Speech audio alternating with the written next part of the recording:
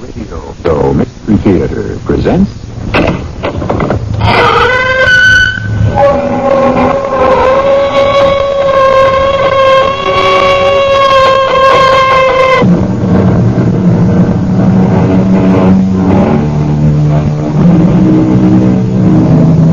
Come in.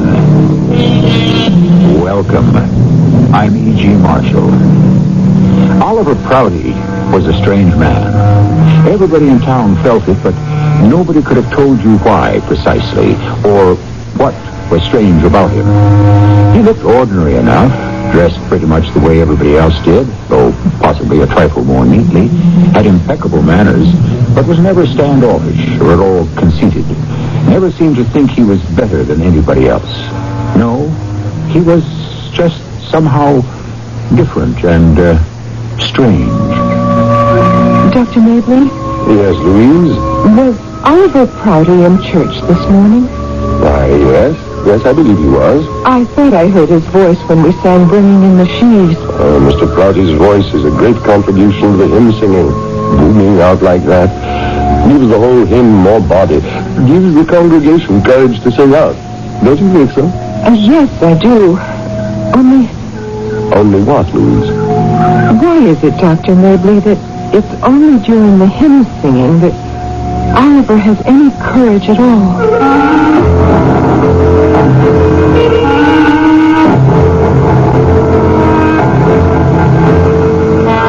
Our mystery drama, Invited Guests, was written especially for the Mystery Theater by Elspeth Eric and stars Russell Horton and Terry Keane.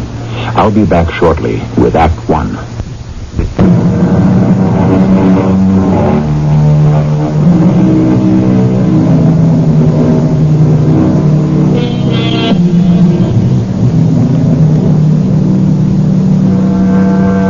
Oliver Prouty lived in the big house he'd been born in. He lived alone, and he was a painter. But are those things sufficient to call him strange? Others lived alone in the houses of their birth. Oliver was probably the only painter in town. But if a man could afford to indulge himself in a harmless hobby like that, no one thought the less of him for it. No. Oliver Prouty was just strange. Fine sermon, Dr. Mabley, just fine. Many thanks, Frank, for those kind words. Just fine, Dr. Mabley. I'll see you at Vespers? Probably. Good. See you then. Well, Mrs. Whittaker, how are you? So, Louise, what's for dinner? What's always for dinner on Sundays? Fried chicken, mashed potatoes, string beans, and ice cream. Well, that's what's for dinner. Chocolate sauce? Frank, I'm going back and speak to Dr. Mabley. What for? Wait for me right here. No chocolate sauce? I'll be right back. Dr. Mabley. Dr. Mabley. Yes, Louise? Dr. Mabley, could I speak to you for a minute? Oh, yes, of course. You want to come inside? No, this is all right. I won't keep you but a minute. Frank's waiting for me. He wants his dinner. Dr. Mabley, was Oliver Prouty in church this morning? Oh, yes, I believe he was. I thought I heard his voice when he sang Bringing in the Sheaves. Mr. Prouty's voice is a great contribution to the hymn singing. Booming out like that gives the whole hymn more body. Gives the congregation courage to sing out, don't you think? Yes, I do. Only why is it that it's only during the hymn singing that Oliver has any courage at all?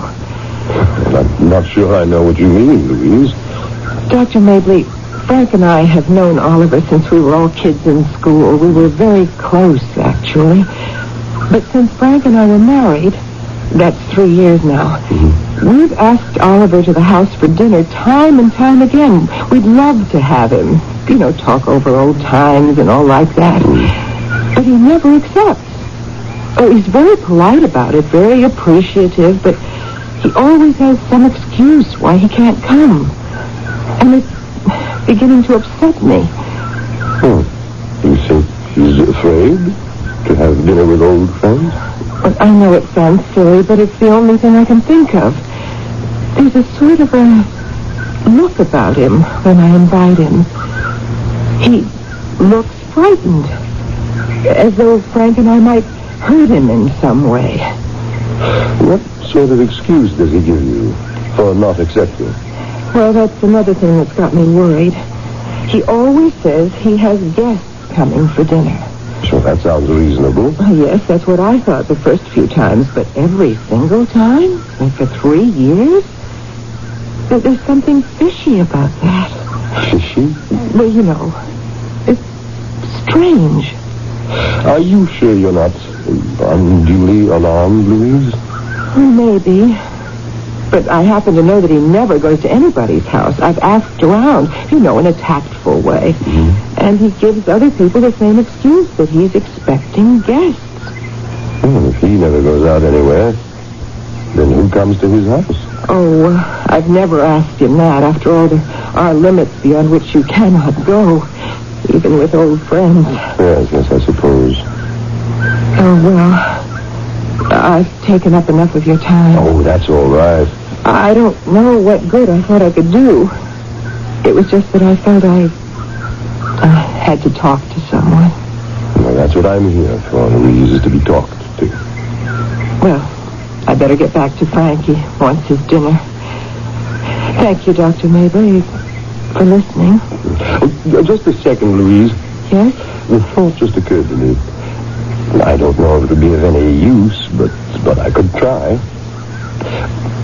Why don't I invite Oliver for dinner? Oh, Dr. Mabel, would you do that? Well, my housekeeper's a pretty fair cook. Oh, that would be wonderful. I'll wait till next Sunday after the service, and then I'll ask him. Sort of on impulse, as it were. I say, how about coming back to the rectory and having Sunday dinner with me? And he doesn't have to know that you and I talked about it. Fried chicken and ice cream, I'll say. How did that sound to you?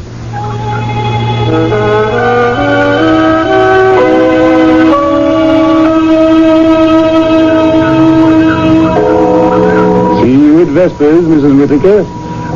Oh, Mr. Krause. Oliver, how are you? Fine, Dr. Mabel. I thought I heard your baritone voice carrying the melody for We Three Kings. I enjoy the singing very much. Look, everybody's gone home, Oliver. Why don't you and I sit down on the steps and have a little talk? Or would you rather go inside? I should be getting on home. Oh, just for a few minutes. You and I have never really got to know each other, have we? No, we haven't. Very negligent on my part. Now, come, sit down. Well, The steps are nice and warm, and the sun's been out all morning. Now, tell me something about yourself. there's nothing to tell, really. Oh, I don't believe that. I don't believe there's a soul on earth who hasn't got something to tell. A great deal to tell if it comes to that. Really, there's nothing. And I've only been the minister here for a year. I haven't got caught up on all my parishioners. Now, let's see now, Oliver. You're an artist, isn't that right? Well, yes. Portraits? Oh, no, I work in watercolors on canvas board. Oh? Pastorals and scenic things? What sort of things do you paint? 3 bottles on a stone fence. Yeah?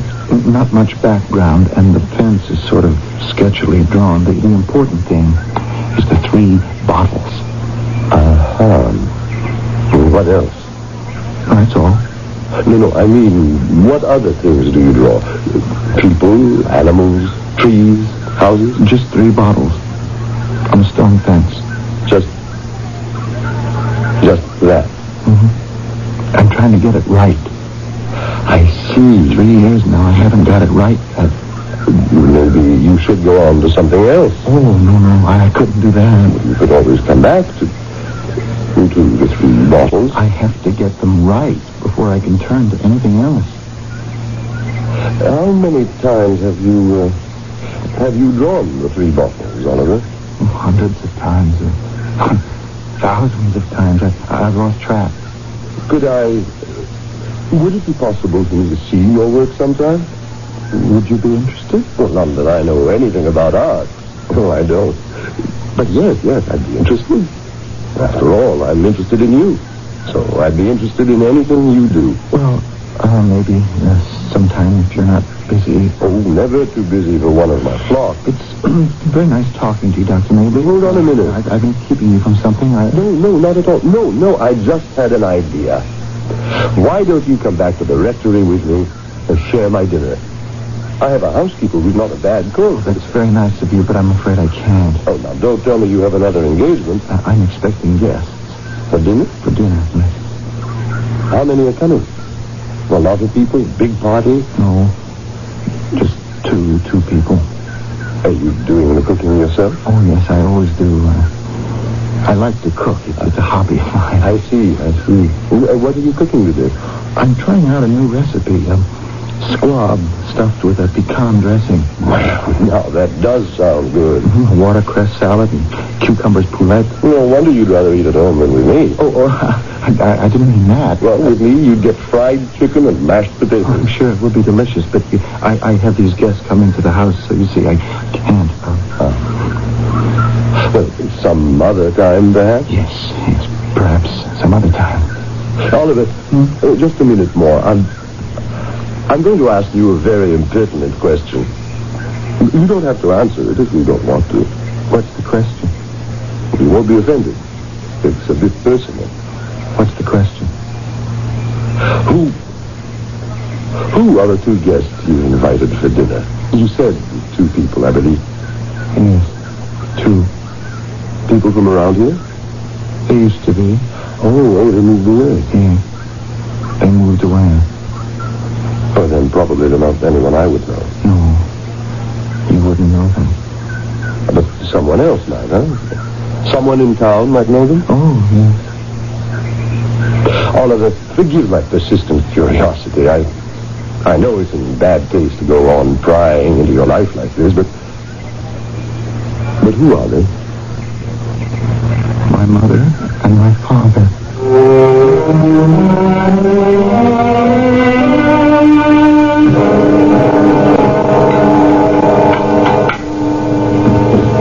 Dinner almost ready, Louise? I'm just setting the table. You forgot the spoons for the ice cream. Oh, dear me, so I did. I'll get them. Hey, you nervous about something, Louise? Not really. Here's your spoon. Just set them down, thanks. You are too nervous. I can tell. No, I'm not. I'm just wondering about Dr. Mabley. What about Dr. Mabley? He looked okay to me. Dr. Mabley and Oliver Prouty. Oh, what about them? Dr. Mabley was going to invite Oliver for dinner today, after the service. That's a laugh. Well, you never know. He might accept. When he won't come to our house? And we've known him since first grade, and Dr. Mabley's only known him for a year and not very well at that. But he's the minister. That might make a difference. You want me to get the phone? No, I will. Here, finish setting the table. Hello? Louise, this is Dr. Mabley. Oh, yes, Dr. Mabley. I just wanted you to know that I did ask Oliver Prouty to dine with me. Yes? Did he accept? No, he didn't. He said he was expecting guests for dinner. Oh, dear. But then I sort of took the bull by the horns and I asked him, who are the guests you're expecting? So that little matter is all cleared up. Well, who are they? Anyone we know? Well, I don't know them, but you might. His mother and father. His mother and father? But it couldn't be his mother and father. They've been dead for years.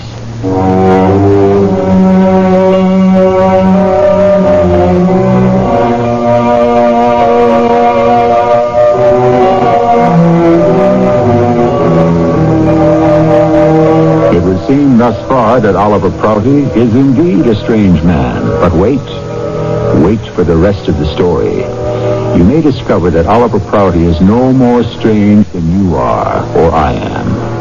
There have been times when I have thought myself a little strange, and I think if you are honest, you'll say the same of yourself. I'll be back shortly with Act 2.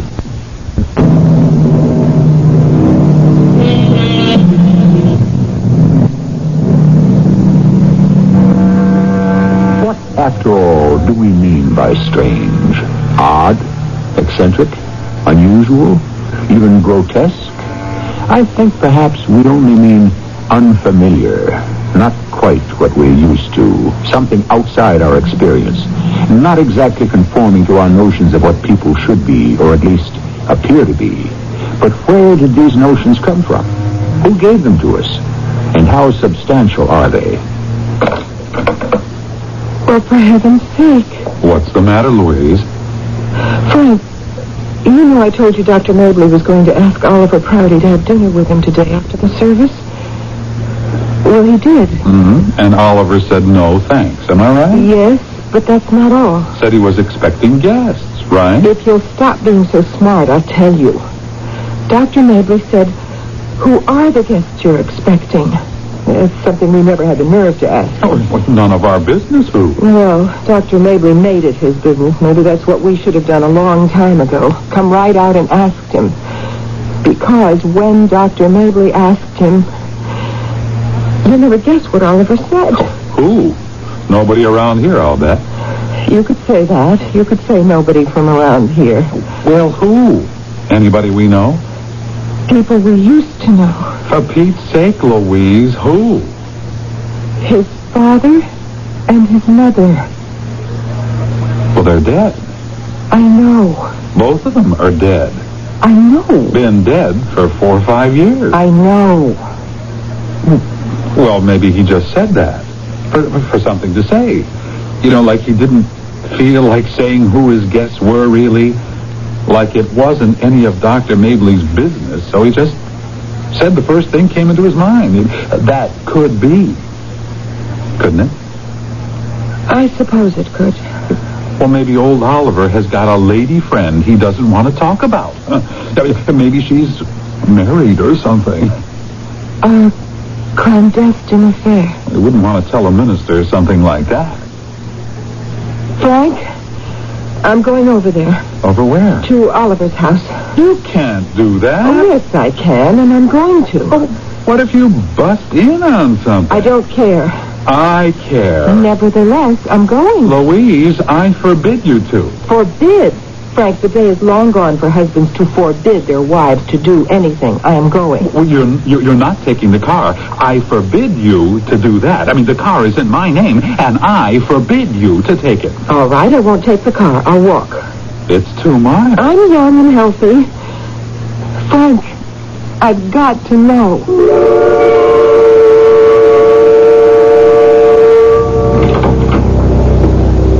Come in, Mother. Thank you, Oliver. Father didn't come with you? Your father is parking the car. I see. Let me take your wrap, Mother. Thank you, son. I'll hang it up. The place looks very nice and neat. Who cleans it for you? I clean it myself. My, you don't say. Come into the living room and have a glass of sherry. That sounds good. It's a new kind. Spanish. Better put the bottle away before your father gets here. Is he, still... Periodic. It's periodic. Here you are, Mother. Thank you very much. There's, cheese and some water biscuits. You're very thoughtful, Oliver. I try to be. Well, cheers. Cheers, Mother. And to your continued good health. Oh, my health. Less said about that, the better. Tell me, how's Louise? Been seeing a lot of her lately? Some. I've been seeing her some. I like Louise. So do I. Always liked her. Me too.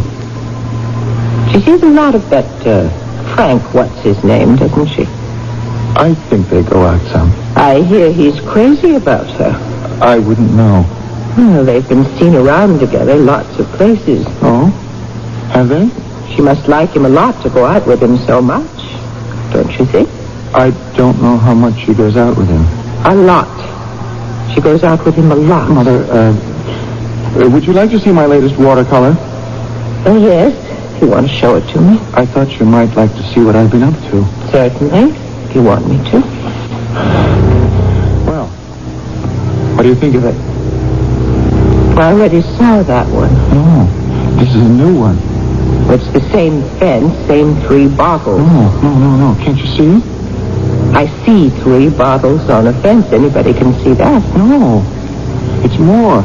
It's more. Now, Oliver, I'm sure it's very nice. It's not nice. I think it's very nice. If there's one thing it isn't, it's nice. It's not nice. If you say so, son. I think that's Father at the door. Oh, put the bottle away. Oh, Mother, what good does it do to put the bottle away? It removes the temptation. It's not a temptation, it's a compulsion. Don't you know that yet? If it isn't this bottle, it'll be another bottle. Why do you put up with it? He is my husband. Well, that's no reason. If he left me, I would be all alone.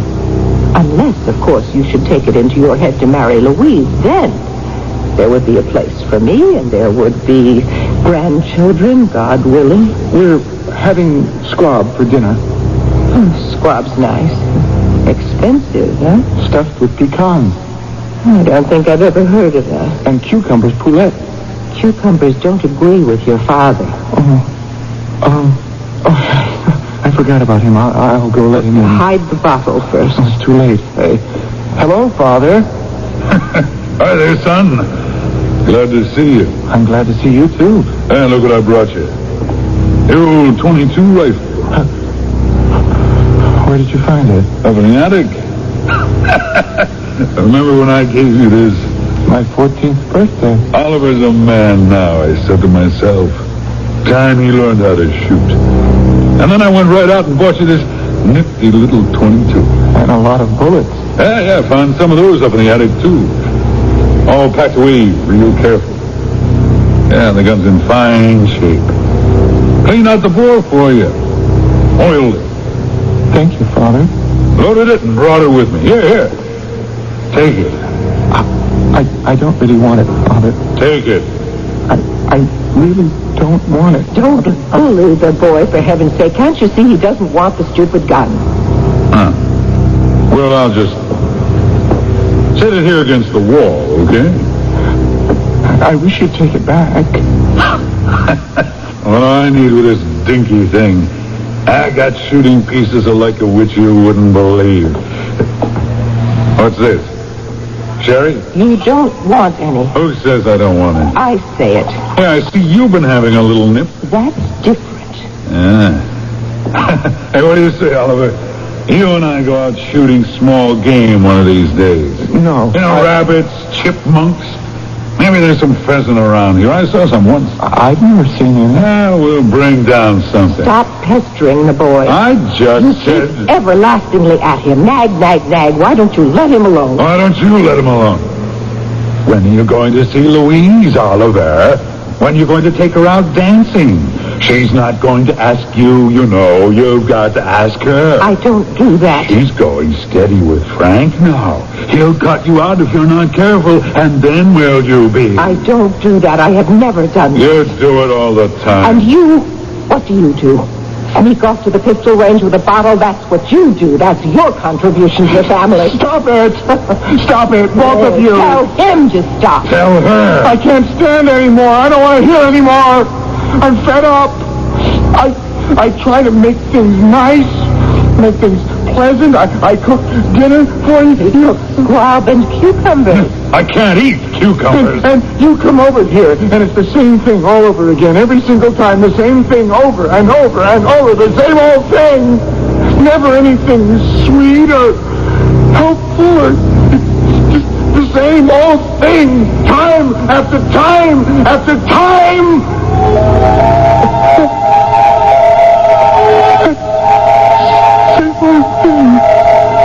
The same old thing. Time after time after time.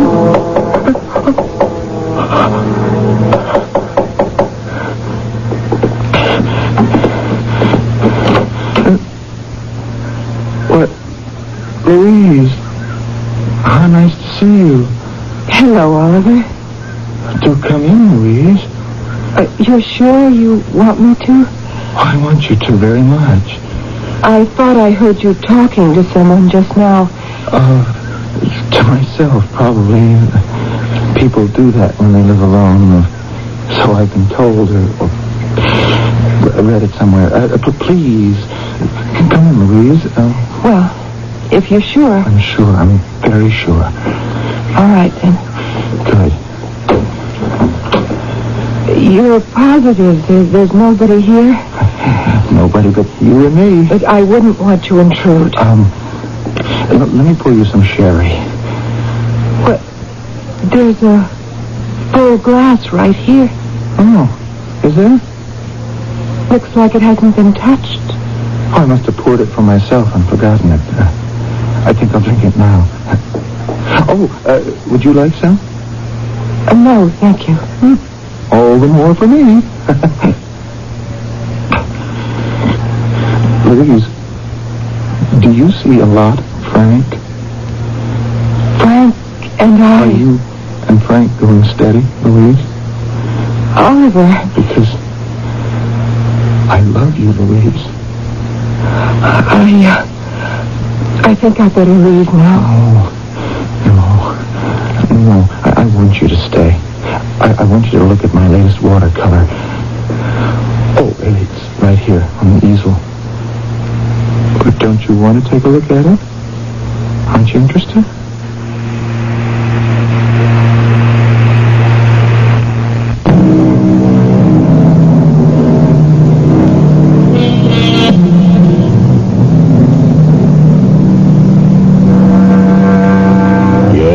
You are saying, I can almost hear you. Oliver Prouty is a strange man.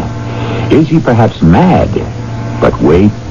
Before you make a judgment, remember the observation of Polonius when Hamlet was behaving in a most peculiar manner. Though this be madness, yet there is method in it. In our third act, we shall try to show you the purpose behind Oliver Prouty's strangeness. Oliver, you're not dead, are you? Oh, I can feel your pulse. That means your heart's beating, so you can't be dead. Oh, Oliver, what's happened to you? Oliver, listen. Oh, I hope you can hear me. I phoned for Dr. Mabley. He's coming over right away. He'll know what to do. I'd have called a regular doctor, only I didn't know how to explain what happened, what I'd say. I don't even know what to say to Dr. Mabley. Oh, now, there he is now. Dr. Mabley's here, Oliver. Everything's going to be all right. Oh, Dr. Mabley, come in. Where is he, Louise? In there. In the living room. On the floor. You said on the phone you thought he'd just fainted. I hope and pray. I don't think he's dead. I think his heart's beating. No, he's not dead. Oh, thank the Lord. Tell me what happened, Louise. I gather you were here when he fainted. You didn't arrive to find him like this. Oh, no, I was here.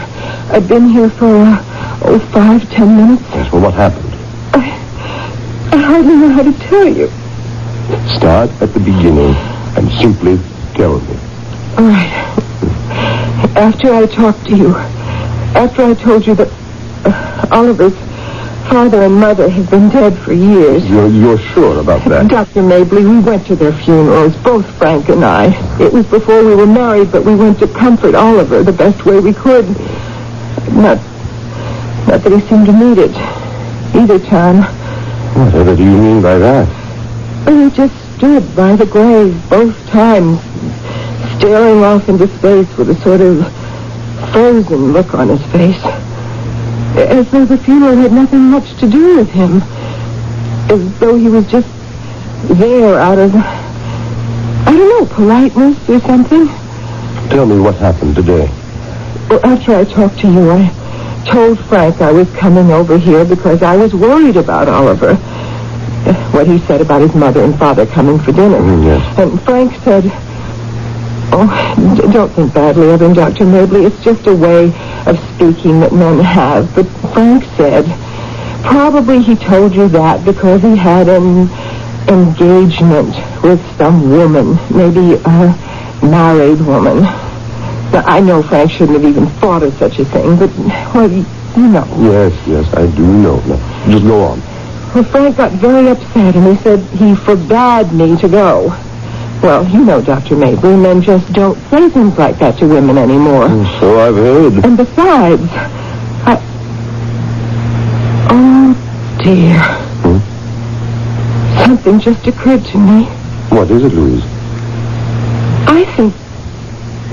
I think maybe I was the least bit jealous. used to be very fond of Oliver. Actually, for a while there, I was expecting him to ask me to marry him, and if he had, well, who knows? He never asked me to, so... That is, he never asked me till today. Today? He asked you to marry him today? Just before he fainted, he said, "Please marry me, Louise." I think you'd best go back to where you left your house to come here, Louise. All right. Well, I walked over because Frank wouldn't let me use the car. And as I got to the house, I heard Oliver's voice. It was quite loud, very angry. He was saying, same old thing, never anything helpful, just the same old thing. So I thought he could be talking to some woman, and it seemed logical. So I knocked on the door a couple of times, and he opened it. And sweet as pie, he said, "Why, Louise, how nice to see you. Do come in, Louise." I didn't want to intrude if he was having an argument with some woman, but he insisted, so I came inside. There was no woman. There was nobody. How very strange. Oh, wait till you hear the rest of it. You won't believe it. He offered me some sherry, and I said, "Well, look, there's a full glass right here." And he said something like how he must have poured it and forgotten it, and he'd drink it now. He tossed off the sherry in one gulp. And then he started talking about Frank. Asked me if Frank and I were going steady. Well, that's when I started to get really uneasy. Yes, of course. Oliver said he loved me. And then, all of a sudden, he changed the subject. Said he wanted me to look at his latest watercolor. Well, I did, and I said I liked it, and he said he thought he had it just about perfect. And then I saw the gun. The gun? What gun, Louise? The .22 rifle. It's over there. I picked it up after Oliver fainted. That was right after he shot the picture and asked me to marry him.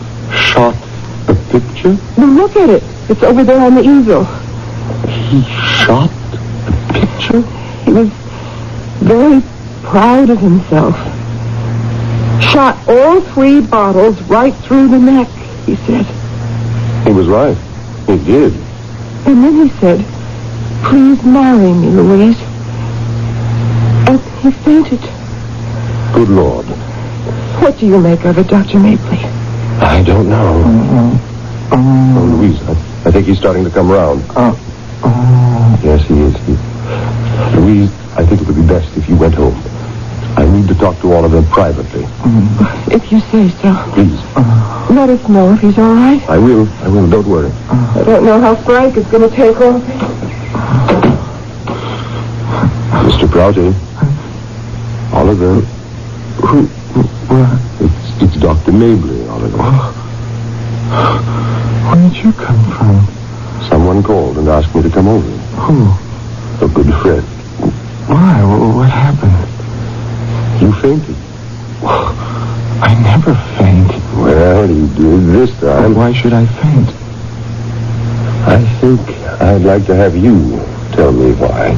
Well, I have no idea why. It's ridiculous. I never faint. Well, maybe it's not as ridiculous as it seems at first.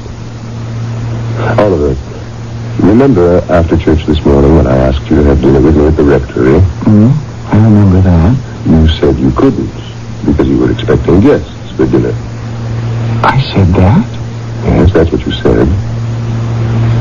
It's what you've been saying these last few years whenever anyone asked you to come for dinner. Why do you suppose you've done that? It makes me, uncomfortable going to people's houses, being with people. I wonder why. I wouldn't know. This morning, when I asked you who your guests were, you said your mother and your father. I said that? Yes, you did. I couldn't have said that. But you did. My mother and father are dead. Are they? Well, of course they are. Everybody knows that. Except know it. I went to the funerals. Who else went to the funeral? Well, lots of people. Practically everybody in town. Who in particular? Who went just to be with you? I don't know. I don't remember. It was Frank and Louise, wasn't it? It could have been. It was, wasn't it? I guess it was. You were very close to one another at that time, weren't you, the three of you? You could say that. I am saying it. I want you to say it. We were very close, yes. You were seeing something of Louise, weren't you? Now and then. Did you ever think of asking Louise to marry you? I may have. Did you ever ask her? No. No, I never did. I wonder why you didn't. Oh, she was crazy about Frank. I knew that. So you didn't want to take the chance of asking her and being turned down? Is that it? It could have been. It could have. Who cares? She and Frank are married now. They're very happy, so who cares? I care. Oh, you weren't even in town when my parents died and Louise married Frank, so you don't know anything about it. I don't know everything about it. And it's got nothing to do with why I'm lying here, why I fainted. Oliver, when you came home after the service this morning, did you stuff 3 squabs or only 1? What are you talking about? Squab with pecan stuffing. How many? Well, I don't know if I cooked any. Shall I go up to the kitchen and look? No. I didn't cook any. I didn't buy any. It was just an idea I had. What I would do, what I might do if they, in case they ever should, just in case they ever showed up? Is that what you mean? It was just an idea I had. And did they ever show up? No, of course not. They've been dead for years. Are you sure they never showed up? How could they? Are you sure they're not here right now? They're dead, aren't they? I buried them, didn't I? Are they? And did you? I think they're very much alive. Then where are they? You tell me. In my head? That's right. In your head. Oliver, I want to show you something. No, you stay right there. I'll bring it to you. What is it? I think it's the last watercolor you painted. Isn't it? Yes. That's it. What's the matter with it? It's got 3 holes in it. Those are bullet holes. How did they get there? You put them there. I did? Oliver, why have you only painted 3 bottles on a stone fence these years? And don't tell me you don't know, because you do. When I was little, my father gave me a rifle. And we used to put bottles on a stone fence and shoot at them. I got to be pretty good at it. And then one day... Yes. One day. What happened? My father said, take a shot at that bird. There was a bird sitting on the branch of a tree. And I shot at it. And it fell to the ground. And I rushed over and picked it up. It was still warm. And I could feel its little heart beating. And I felt so awful. I felt just awful. And then it died. Oliver, why 3 bottles? I don't know. One could be your father, couldn't it? It could be. And one could be your mother. It's possible. But who's the third? Come now. Tell me. Who's the third? Louise? Could be.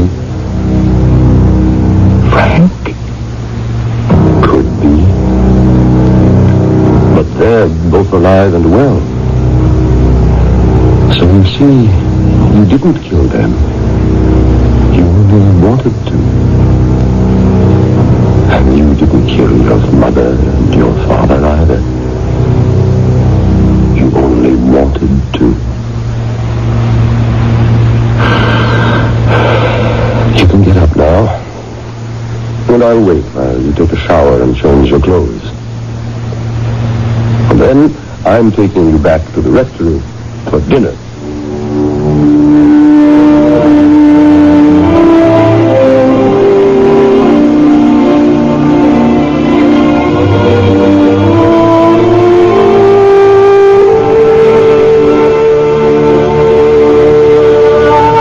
Are you shocked?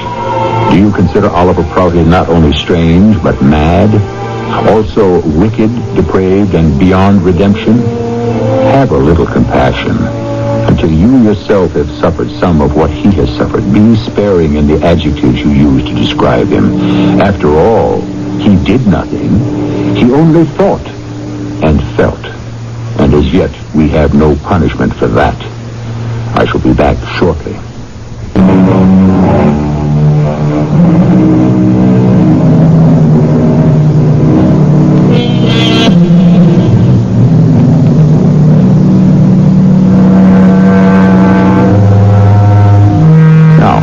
What about you? Have you never thought and felt what Oliver Prouty thought and felt? Are you sure that everything you have ever felt or thought has been pristine? Quite sure? Before you answer, think again, and think hard. And be truthful, even if it hurts. Our cast included Russell Horton, Terry Keane, Lloyd Batista, and Lou Turin. The entire production was under the direction of Hyman Brown. And now, a preview of our next tale. You are a friend. Without interest. A generous friend. There is a condition. Name it. To assure my associates of your fidelity. Afterwards, the revolver, wiped clean, will be brought to you. To me? Why? So that you may place your fingerprints on it. But it will be kept in a safe place. No one will ever have to know about it. Just so long as we are assured of your loyalty. But I'm putting my life in your hands. Where do you think it's been for the last year? Oh, come, Mr. Kincaid. It must be your killing. This is E.G. Marshall, inviting you to return to our Mystery Theater for another adventure in the macabre. Until next time, pleasant dreams.